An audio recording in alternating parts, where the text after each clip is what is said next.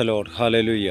ആഴിയിൽ പാതയൊരുക്കുമവൻ, ആശ്രിതർക്കാപത്തൊഴിക്കുമവൻ. ആ ദിവ്യപാദത്തിൽ ആശ്രയിച്ചോരാരും ആലംബഹീനരാ തീർന്നതില്ല. ദൈവം നിങ്ങൾക്ക് വേണ്ടി ഒരു അത്ഭുതം ഇന്ന് പകൽക്കാലം ചെയ്യുമാറാകട്ടെ. നമ്മുടെ നഷ്ടങ്ങളെ ലാഭമാക്കി തീർക്കുന്നവനാണ് ദൈവം. 3 വിധത്തിലുള്ള നഷ്ടങ്ങൾ ഒരു ദൈവവൈതലിൻ്റെ ജീവിതത്തിൽ കടന്നു വരാം. 1, മാനുഷിക നഷ്ടങ്ങൾ. 2, പൈശാചിക ശക്തികൾ വരുത്തുവാൻ സാധ്യതയുള്ള നഷ്ടങ്ങൾ. 3, ദൈവം അനുവദിച്ചിട്ട് വരുന്ന നഷ്ടങ്ങൾ. ഈ 3നും ദൈവവചനത്തിൽ പരിഹാരം ഉണ്ടെന്ന് നമുക്ക് കാണാൻ സാധിക്കും. ദൈവത്തിൻ്റെ വചനത്തിൽ നമുക്ക് കാണാൻ സാധിക്കും.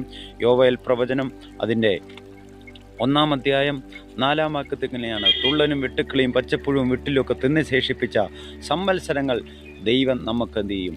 തിരിച്ചു തരും.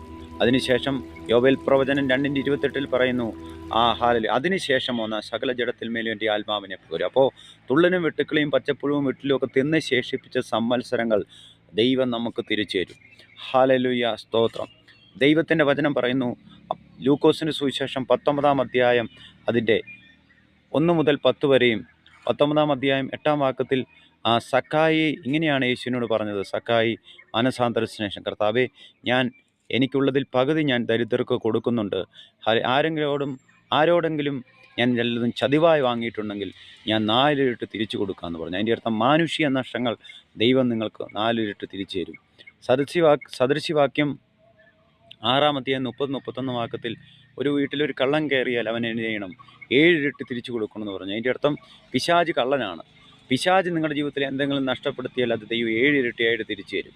നമ്മൾ ഇയ്യോബിൻ്റെ ജീവിതത്തിൽ പഠിക്കുകയാണെങ്കിൽ, ഹല്ലേലൂയ, സ്തോത്രം, ഇയ്യോബിൻ്റെ പുസ്തകം 12-ാം അധ്യായം 14-ാം വാക്യത്തിൽ, ഹല്ലേലൂയ, സ്തോത്രം, ദൈവം ബന്ധിച്ചാൽ ആർക്കും അഴിച്ചുവിടാൻ കഴിയത്തില്ല. ഇയ്യോബ് 12:10 പറയാണ്, ഹല്ലേലൂയ, സ്തോത്രം, സകല മനുഷ്യരുടെയും ശ്വാസം, സകല ജീവികളുടെയും പ്രാണനും നമ്മുടെ ദൈവത്തിൻ്റെ കയ്യിലാണ്. ദൈവം അറിയാതെ ഒന്നും സംഭവിക്കുന്നില്ല. ഇയ്യോബ് 1:16 നമ്മൾ വായിക്കുന്നത്, ദൈവത്തിൽ നിന്നൊരു തീ വന്ന് ഇയ്യോബിൻ്റെ എല്ലാം നഷ്ടപ്പെട്ടു. എന്നാൽ ദൈവം അനുവദിച്ചിട്ട് വരുന്ന നഷ്ടം നമുക്ക് കാണാൻ സാധിക്കും.